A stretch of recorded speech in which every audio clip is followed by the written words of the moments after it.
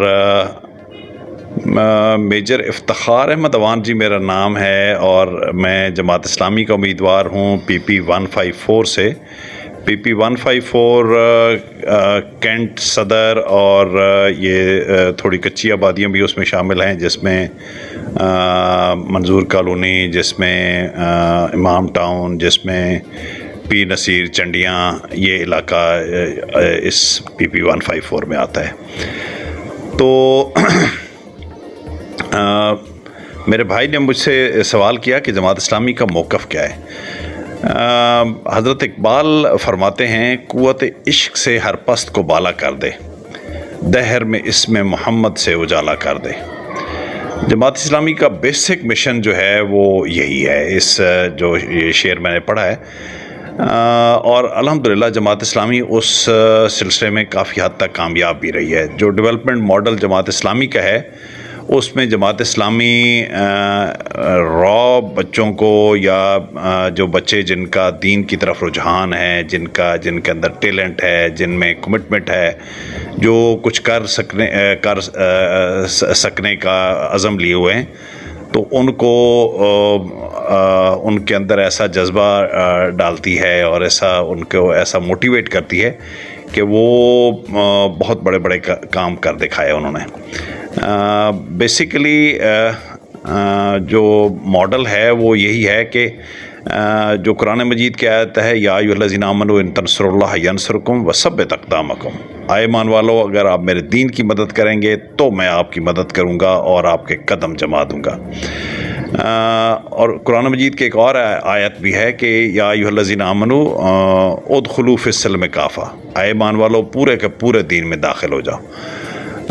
اگر ہم اپنے آپ سے سوال کریں کہ اللہ کے دین کی مدد کیا ہے، تو اللہ کے دین کی مدد نماز، روزہ، حج، زکوٰۃ سے آگے بڑھ کر جس طرح صحابہ کرام نے مدینہ کی ایک اسلامی فلاحی ریاست بنائی تھی، اس ماڈل کو لے کے اگر آپ چلیں، جس طرح صحابہ کرام کی جماعت 313 کی جماعت نے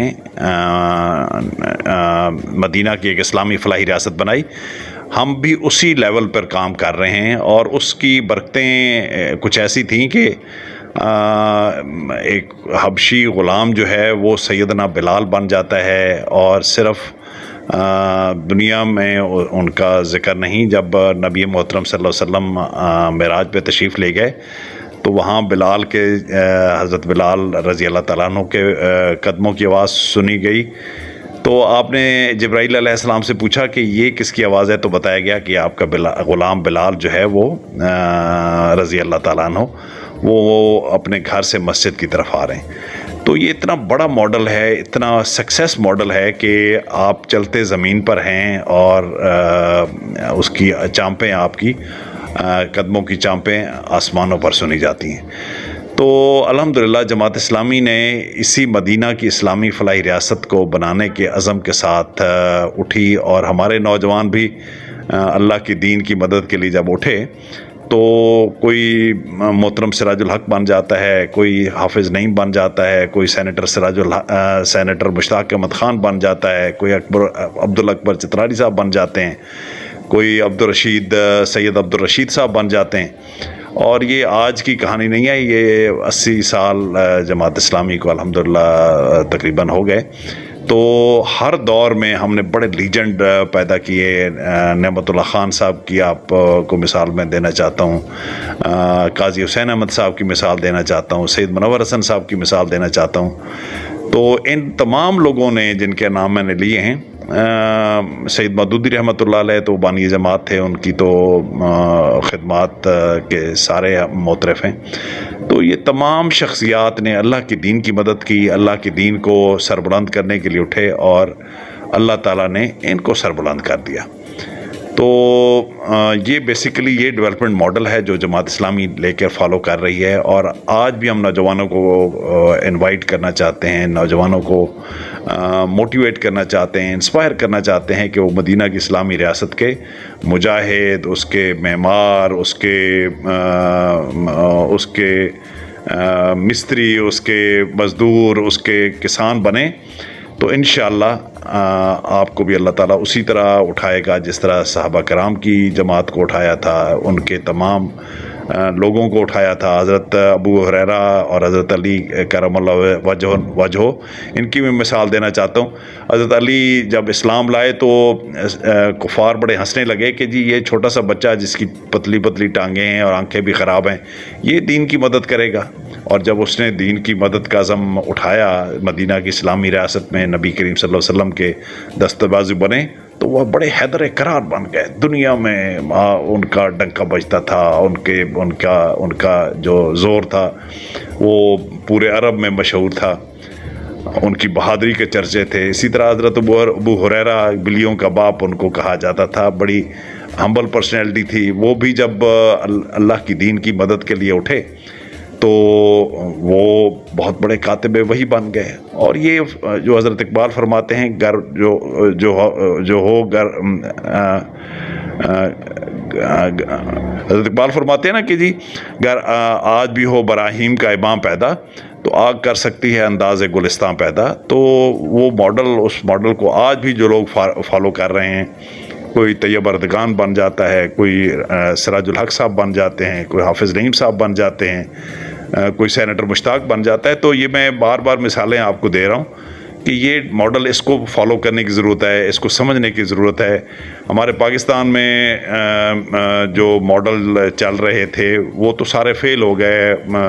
مثال کے طور پر ایک سب سے بڑی کوالیفیکیشن پاکستان میں پرائم منسٹر بننے کے لیے ہوتی ہے کہ جی وہ آکسفورڈ گریجویٹ ہو، ہارورڈ گریجویٹ ہو۔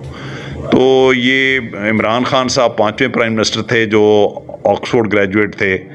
اس سے پہلے زیڈ اے بھٹو، بے نظیر بھٹو، سہروردی صاحب اور شاید لیاقت علی خان صاحب۔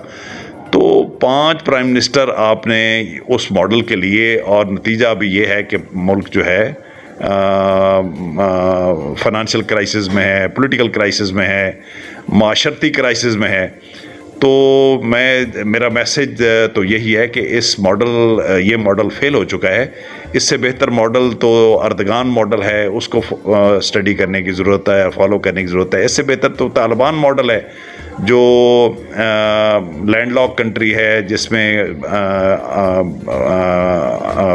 کاشتکاری بھی کم ہے، لیکن محدود وسائل میں وہ وہاں پہ $1 80 روپے کا ہے، پیٹرول 50 روپے کا ہے، IMF کا کوئی قرضہ نہیں ہے۔